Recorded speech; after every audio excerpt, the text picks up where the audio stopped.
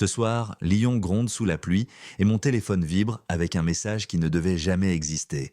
On vous a vu, dans la lumière froide de la cuisine, nos regards s'agrippent comme s'il restait une issue, mais chaque silence crisse. Un pas de trop, un souffle de plus, et tout peut se briser. J'aurais dû me contenter d'un bol de pâtes et d'un devoir à rendre. La fenêtre grelottait sous les gouttes, la ville en bas clignotait de reflets. Adrien s'est appuyé contre l'encadrement, hoodie encore humide, mèches en bataille, ce sourire qu'il offre sans calculer. Nous partageons le même étage depuis l'été. Moi 19 ans, lui 20. J'ai promis de rester discret. Il a le don d'allumer la pièce rien qu'en respirant. « Tu cuisines encore à minuit ?» a-t-il soufflé, posant son téléphone à côté du mien. Sa voix cherchait la légèreté, mais une note vibrait dessous. Nos yeux se sont trouvés. La minute a pris de l'épaisseur. The air grew heavy as his hand lingered un moment tout long quand il m'a tendu un torchon. Mon cœur a cogné trop fort, comme s'il voulait prévenir tout l'immeuble. Je me suis réfugié dans la sauce tomate et les quantités de sel, mais la tempête à l'intérieur me noyait. Depuis son retour de week-end, il passait plus souvent. Des cafés tardifs, des playlists échangées, des confidences à voix basse quand les autres dormaient. Her closeness felt reckless, like standing on the edge of a storm. Il suffisait qu'il frôle mon épaule pour que le monde se dissolve un instant. Parfois, il alignait sa respiration sur la mienne. The silence between us burned louder than any words. Je n'ai rien demandé, lui non plus. On jouait à ne pas voir ce qui nous brûlait. Le message est tombé un mardi, numéro inconnu. On vous a vu, rien d'autre. Pas de photo, juste une certitude froide. J'ai levé la tête, Adrien a lu en moi plus vite que je n'aurais voulu. « Ça va ?» « Spam !» ai-je menti. Les murs semblaient écouter. Une porte a claqué, j'ai sursauté comme si on m'avait nommé. Peut-être une blague, ou pire, la vérité déjà en marche. Ce soir-là, il est resté après minuit. On a parlé des cours, des petits jobs, des trains qui filent de plus vite que nos décisions sur la presqu'île. À un moment, sa main a trouvé ma manche, trembling hand, et s'y est attardée une seconde de trop. « Tu as froid ?» a-t-il dit. Non, enfin, peut-être, heat rising between us. Mes phrases se sont mises à boiter, chaque mot sonnait comme une prise de position. On sort ? A-t-il proposé. 5 minutes, juste marcher. J'ai hoché la tête. Dehors, la ville sentait la pierre mouillée et les réverbères dessinaient des chemins hésitants. Nous avons descendu les marches en silence, nos pas en écho. Sous l'auvent d'un bar fermé, il s'est tourné vers moi. Eyes locked on mine. Je l'ai vu hésiter, puis sourire comme quelqu'un qui s'approche d'un rebord. One breath away from crossing the line. J'ai posé ma main sur la rambarde glacée pour ne pas flotter. Lucas, a-t-il dit. Mon prénom est resté suspendu entre nous. Electric spark in the air, je n'ai rien répondu. Our lips almost met, et la ville s'est rétrécie à ce morceau de nuit. La pluie a repris, fine et insistante. Je me suis reculé le premier. Rentrons. Il a soufflé un rire incrédule, a acquiescé. The moment froze in dangerous stillness. Puis nous avons repris la marche comme si de rien n'était. Le lendemain, la rumeur a changé d'échelle. Dans le local vélo, 2 voix se sont éteintes dès que j'ai poussé la porte. Dans l'escalier, des pas ont ralenti juste avant de croiser les miens. Peut-être que je me racontais une histoire. Peut-être pas. La peur et le désir jouaient au tir à la corde et je perdais l'équilibre. J'ai décidé d'arrêter d'attendre que la nuit décide pour moi. À la moitié de la semaine, je lui ai écrit « Ce soir, 23h, sur le toit ». Le message est resté vu sans réponse pendant 1 heure étirée comme l'été. Puis, d'accord. J'ai passé la journée à répéter des phrases qui s'évaporaient au moment de les dire. En montant, chaque palier battait comme une artère. Lyon s'étalait en bas, fleuve d'or et de pluie. Il était là avant moi, capuche baissée, main dans les poches, la ville en face comme une question sans point final. Quand il s'est retourné, j'ai su que je ne pourrais plus faire semblant. Charged silence. Everything inside me screamed for more, et pour la première fois, je n'ai pas cherché à étouffer ce cri. « On parle ?» a-t-il demandé. « On parle. » Nous sommes restés à distance raisonnable et à proximité d'aveu. Il a dit qu'il ne voulait rien compliquer. J'ai répondu que moi non plus, et la vérité a pris une forme fragile entre nous. Un frottement métallique a griffé l'air près de la porte d'accès. Des pas. La silhouette d'une personne s'est découpée à contre-jour. Mon téléphone a vibré au même instant. Nouveau message du même numéro. Ouvrez. La serrure a gémi, comme si elle hésitait à nous trahir. Mon nom a glissé dans la nuit, prononcé trop doucement pour être innocent. Et le toit a semblé basculer sous mes pieds, comme si Lyon, tout entière, retenait son souffle. Ce qui me traverse alors n'a pas de nom simple. My heart pounding too loud, every nerve awake. Je voudrais dire quelque chose de courageux, mais ma langue préfère la prudence. Je sens la présence d'Adrien à ma gauche, skin to skin warmth en creux, simple chaleur à travers le tissu, a pu I couldn't resist me tire vers lui. La peur, vers l'ombre de la porte, la silhouette avance d'un pas. Je distingue un trousseau, un badge, peut-être un voisin, peut-être pire, quelqu'un qui sait. Adrien respire plus fort. Sa main effleure la rambarde, brushed against, puis retombe. La pluie s'arrête net, comme si le ciel voulait écouter. « Lucas !» Je ferme les yeux une seconde. « The world faded away. » Dans la suivante, tout ce que je fuis et tout ce que je veux se rencontrent au même endroit. Je me tourne, prêt à assumer au moins mon prénom. Derrière moi, j'entends Adrien murmurer « Quoi qu'il arrive, je suis là ».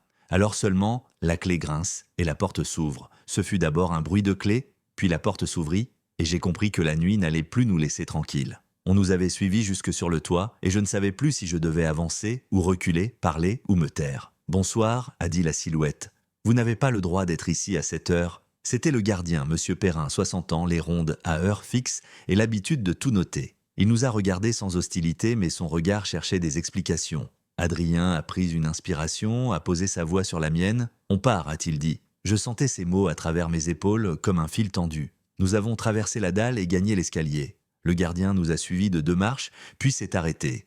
Je rappelle le règlement. Les toits, c'est interdit après 22 heures. On se comprend ? Oui, ai-je répondu. Il a hoché la tête et nous a laissé descendre. Le cliquetis de la serrure a fermé la parenthèse, mais pas la peur. Dans le couloir, Adrien a soufflé « Désolé ». Ce mot m'a brûlé plus que le froid. Je ne savais pas s'il s'excusait pour le toit, pour la rumeur ou pour ce que nous n'avions pas osé. Nous avons marché jusqu'à nos portes en gardant une distance qui ressemblait à un accord provisoire. J'ai pensé au message anonyme et j'ai senti la ville respirer juste derrière la cloison. Cette nuit-là, je n'ai presque pas dormi. Mon téléphone restait face contre table. J'avais peur de l'écran et de ce qu'il pouvait décider pour moi. Le lendemain matin, un papier a été scotché près des boîtes aux lettres. Rappel du règlement, accès toit interdit. En bas, quelqu'un avait ajouté au stylo « Merci de respecter la vie de l'immeuble ». La flèche pointait sur mon étage. J'ai croisé un voisin, il a détourné les yeux. Je me suis surpris à compter les battements dans ma gorge comme pour retrouver un tempo normal. À midi, Adrien a envoyé « Toi ce soir, bibliothèque, 18h, rien d'autre ». J'ai écrit « oui », puis j'ai effacé, puis j'ai réécrit. À 18h, nous nous sommes assis à la même table entre 2 étagères. La bibliothèque avait ce silence qui amplifie chaque respiration. Nous avons parlé des cours, des projets, de ce stage qu'il voulait demander à Lille. Tout paraissait lisse, presque rassurant. Quand nos mains se sont frôlées en échangeant un stylo, « The silence between us burned louder than any words ». J'ai fixé la tranche d'un manuel pour ne pas trembler. « On fait comme si de rien n'était ?» ai-je demandé. Adrien a levé les yeux, puis a hoché la tête, seulement à moitié assuré. « On fait attention », a-t-il murmuré. « Juste attention ». Le soir dans l'ascenseur, je suis resté bloqué entre l'envie de lui dire de rester et celle de tout arrêter. Je n'ai choisi ni l'un ni l'autre. J'ai dit bonne nuit. Ma porte s'est refermée sur un cœur qui cognait trop fort. J'ai pris une douche froide, rangé ce qu'il était déjà. Cela n'a rien changé. Le message est tombé à 0011.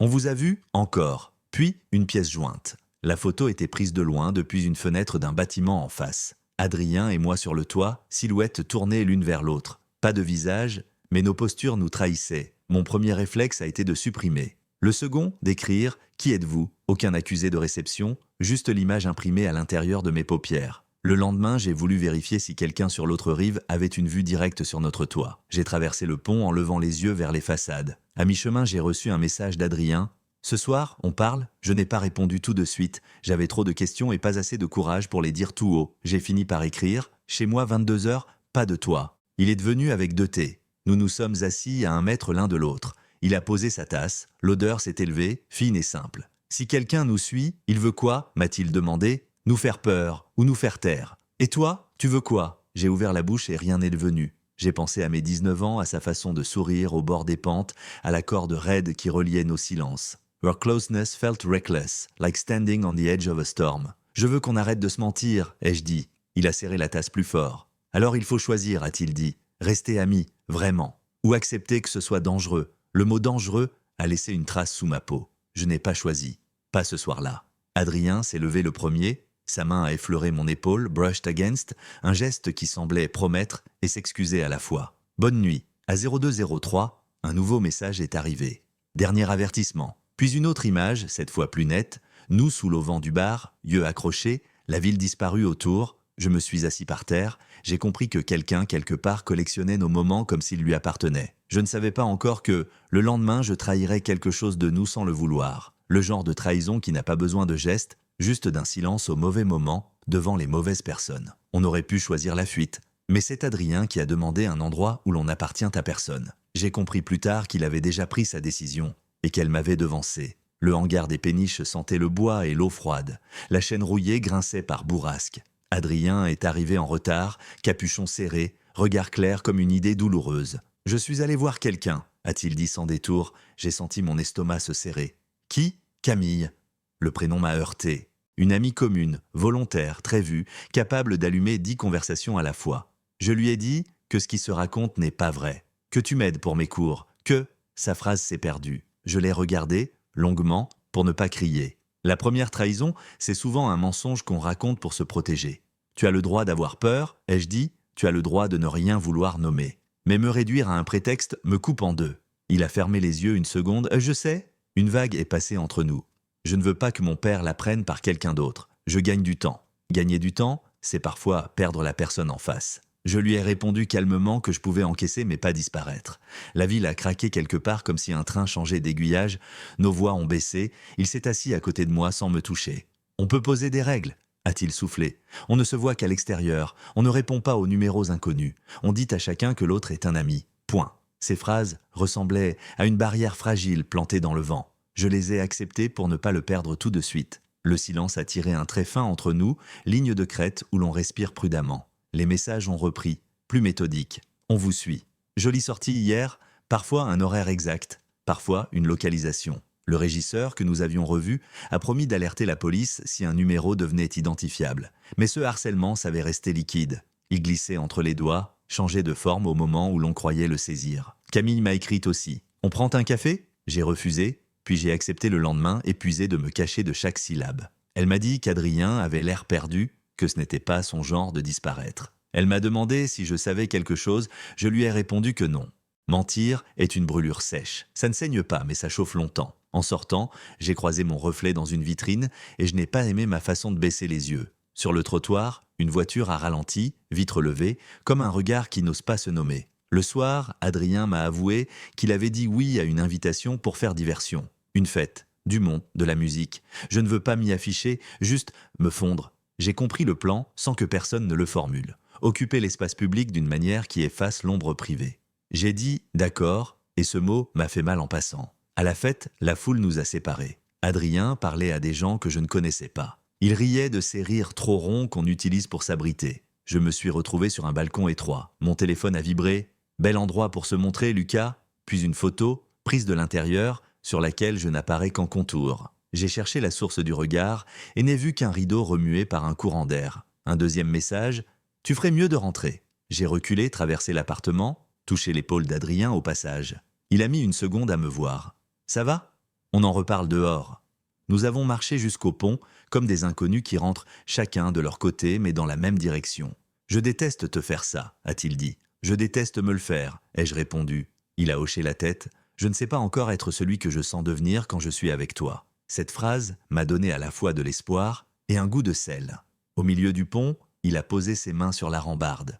Si on me pose une question directe, je nierai. Pour l'instant, cette honnêteté brutale a claqué comme un drap sous la pluie. J'ai senti la colère me traverser et s'éteindre avant de brûler. Fais ce que tu peux. Je ferai ce que je peux, mais ne me mens pas à moi. Il a dit, promis, d'une voix qui savait déjà que la promesse coûterait cher. Quand nous nous sommes quittés, j'ai reçu un dernier message. Demain, on publie une vraie photo. La menace avait la précision d'un coup près. Je n'ai pas dormi. Au petit matin, une image est apparue, 2 silhouettes à contre-jour sur un toit. On ne voyait ni nos visages, ni le contact, juste la distance dangereusement courte. La légende disait « On vous reconnaît ». Une pluie d'émojis a suivi, mélange de rires et d'yeux ronds. J'ai su que la tempête entrait dans sa phase suivante, celle où l'on doit choisir comment tenir. On croyait pouvoir traverser la journée en silence, mais les regards parlaient à notre place. Chaque pas laissait une trace que quelqu'un se chargeait de lire à voix basse. À la fac, un professeur m'a retenu à la fin du TD. « On m'a signalé des intrusions sur le toit de votre immeuble. Soyez prudent. » Il ne savait rien et savait trop. J'ai répondu « Bien sûr ». Puis j'ai pris le couloir le plus long. Camille m'attendait près de l'issue de secours. « On peut parler ?» Nous avons descendu l'escalier de service. « Je n'ai pas le droit de t'arracher une vérité, Lucas. Mais je veux que tu saches que je ne suis pas un danger. » Sa voix tenait bon malgré le vacarme des marches. « Quelqu'un utilise mon prénom dans des messages ?»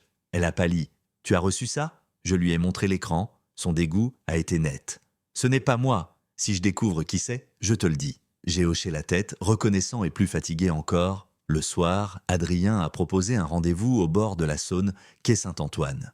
Il avait ce calme des jours où il a décidé avant d'arriver. « Je crois deviner l'origine d'une partie des messages », n'a-t-il dit. Un gars de mon ancien club aurait récupéré un téléphone de service. Il ne pense pas mal. Il joue. Jouer avec la peur des autres, c'est se croire solide sans l'être. Je m'en occupe? Seul? Oui. S'il voit qu'on tient, il cessera. La phrase m'a glacé. J'ai avalé mon refus pour ne pas le freiner. Nous avons marché longtemps. Le vent portait l'odeur d'un marché tardif et d'une pluie retenue. Une barge a glissé, ses lumières tremblaient sur l'eau foncée. Adrien s'est rapproché sans me toucher, la chaleur de son épaule m'a suffi pour tenir debout. « Je ne te demande pas de me suivre dans ce plan », a-t-il ajouté, « juste de ne pas m'arrêter. » Je n'ai pas trouvé de réponse qui ne soit pas une injonction à renoncer. Avant de nous séparer, il a effleuré ma manche, ce contact léger a rangé le monde à sa juste distance. Le lendemain matin, les notifications se sont tues quelques heures, comme un répit accordé par un joueur satisfait. Puis un nouveau numéro a repris « Beau courage hier ». Une photo de nos pas sur le quai, floue mais géolocalisée, est apparue. Quelqu'un d'autre regardait, le cercle s'élargissait à l'abri des angles morts. Adrien a écrit « Rendez-vous ce soir, même endroit que la première fois, tu effaces, tu laisses le tomber ». La réponse a été immédiate, on verra. 3 mots suffisamment propres pour ressembler à un sourire. La nuit est venue vite, j'y suis allé malgré moi. Adrien m'a devancé. Il parlait déjà avec un homme appuyé contre la rambarde, capuche haute, posture relâchée comme une habitude. Je l'ai reconnu d'une vieille photo du club. Maxime, quelques années de plus, regard amusé comme une mauvaise foi tranquille. « Je n'ai rien publié d'illégal, disait-il. C'est de l'ambiance, les toits, la ville, vos ombres. Les gens aiment les histoires. » Adrien a tenu bon, les nôtres ne sont pas à vendre. Maxime a haussé les épaules. « Alors soyez moins photogénique ?» La phrase a mordu sans laisser de marque. Je me suis avancé. « Tu nous laisses ou tu préfères une conversation avec le régisseur ?» Il a souri, sûr de lui. Le régisseur n'a pas de temps à perdre. Moi non plus. J'arrêterai si j'ai mieux à faire. Il a glissé un regard vers Adrien. On dit que tu manques une fête demain, dommage. J'ai compris le piège. Occuper son agenda, c'était occuper sa narration. Maxime s'est éloigné en sifflotant. Ou à demain. Sur le retour, Adrien a dit qu'il irait à cette fête pour couper court. Pas pour faire semblant, pour être là. J'ai accepté, à contre-cœur. Et moi, viens si tu veux. Ne viens pas si ça te détruit. Cette franchise m'a fait du bien et du mal. Je parlerai s'il le faut, a-t-il ajouté. Pas à tout le monde, mais à ceux qui peuvent nous faire du tort. La promesse s'est posée comme une pierre tiède dans le froid. La fête a été bruyante, trop. La musique vibrait au point de rendre les phrases superflues. J'ai gardé la terrasse pour refuge, sans y rester. À l'intérieur, Adrien parlait à Maxime comme à un problème d'algèbre. Patiemment, fermement, sans haine. J'ai pensé que j'aimais cette manière de tenir quand tout vacille. Puis quelque chose a glissé. Une story anonyme a surgi. 2 silhouettes et une légende. Ce soir, ils choisissent. La salle a réagi comme une seule personne qui se retourne. Adrien a croisé mon regard. Nous avons compris au même instant que cette foule n'était pas un décor, mais un miroir. Nous sommes sortis. Sur le trottoir, je lui ai demandé s'il regrettait. Il a répondu « non trop vite », puis a repris « je regrette la place que je te donne et que je voudrais agrandir sans briser le reste ». Nos mains se sont trouvées une seconde, paume contre paume, chaleur simple à travers le tissu. Les portes derrière nous ont claqué. J'ai compris que la prochaine porte qui s'ouvrirait ne demanderait pas notre avis. Avant de nous séparer, Adrien a envoyé un message bref « Stop, sinon j'agis ». Il n'y a pas eu de réponse. Un peu plus tard, au moment où je croyais la nuit enfin neutre, un dernier SMS a vibré. Une invitation privée à un after dans un appartement au dernier étage. L'adresse affichait notre rue. « Viens, on t'attend ». J'ai levé les yeux vers la façade noire. Adrien a soufflé « C'est un piège ». Je l'ai su aussi.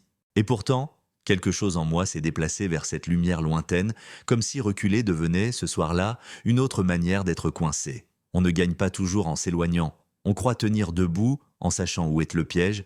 Parfois, le savoir suffit à nous y pousser. J'ai dit « on n'y va pas ». Et mes pieds ont choisi l'étage du dessus. L'appartement du dernier niveau s'est révélé plus silencieux que prévu. Musique basse, rire retenu, vers qu'on repose avant de parler. Maxime nous a accueillis comme si de rien n'était. « Vous êtes venus. Bien. » Son sourire n'était pas une invitation, c'était une preuve. Il n'y aura pas de photos ce soir, à condition que vous me racontiez vous-même votre version. Une fois. Après, je supprime tout. Il a montré son téléphone, écran noir, promesse vraie ou vide. Adrien m'a lancé un regard. On n'a pas à se justifier. Maxime a haussé les sourcils. Alors je garde mes fichiers, ils s'effaceront peut-être. Ou pas. Je me suis avancé. Pourquoi nous ? Parce que tout le monde regarde là où la ligne tremble. Il a dit cela comme une loi.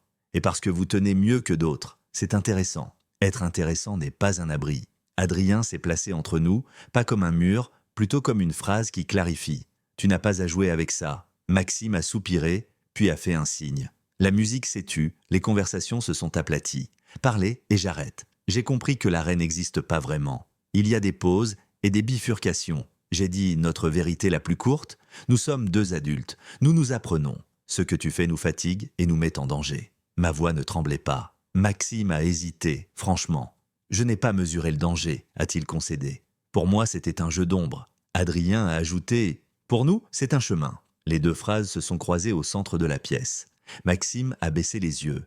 Je supprime. Ses pouces ont glissé. Je ne sais pas ce qu'il a vraiment effacé, mais un silence plus humain a rempli l'air. Nous sommes sortis tôt. Dans la cage d'escalier, Camille nous a rejoints. « Je ne cautionne pas ce cirque », a-t-elle dit. « Si vous avez besoin d'un témoin, je suis là. » Nous avons remercié. Dehors, nous avons marché jusqu'à ce que nos pas s'accordent à nouveau. Au coin d'une rue, Adrien m'a arrêté. Je ne peux plus nier si on me demande « pas après ce soir ». C'était une décision et une peur dans le même souffle. « Tu es prêt ?»« Non, mais je te choisis quand même. » Cette phrase m'a ouvert la poitrine comme une fenêtre qui cède enfin.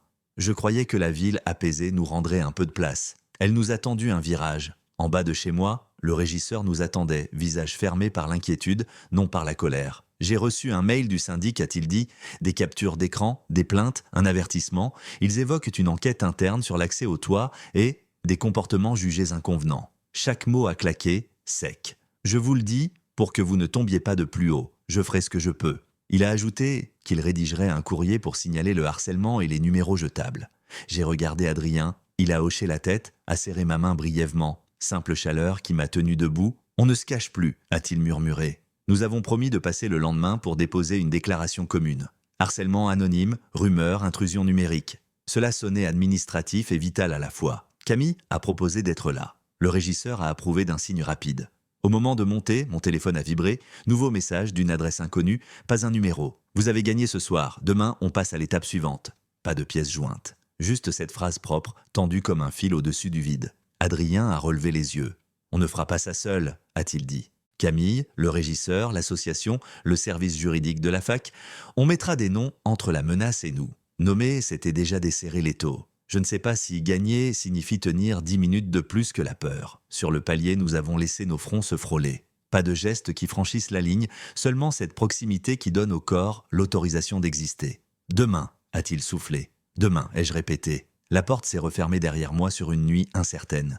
J'ai cru, l'espace d'un souffle, que le silence était de notre côté. La pièce s'est allumée d'elle-même, notification en haut de l'écran. Publication programmée, 8 heures, sujet, toi, mardi. Je suis resté debout au milieu du salon sombre, le téléphone dans la main comme une boussole détraquée. Tout ce que nous avions dit et retenu tenait face à un bouton programmé. J'ai écrit à Adrien, on se retrouve à 7h30 en bas, on fera front. Il a répondu instantanément, ensemble. Dehors, Lyon semblait bouger très légèrement, comme une ville au bord d'un choix. Entre nous et l'écran, il n'y avait plus qu'un matin.